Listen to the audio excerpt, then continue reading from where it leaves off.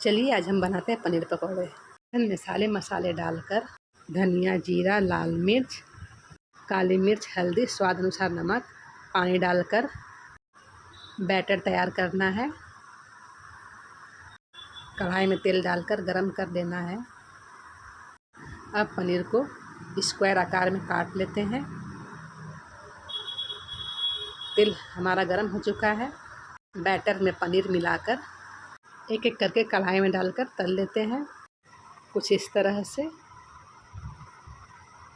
दोनों तरफ से उलट पुलट कर पनीर को क्रंची होने तक तलना है।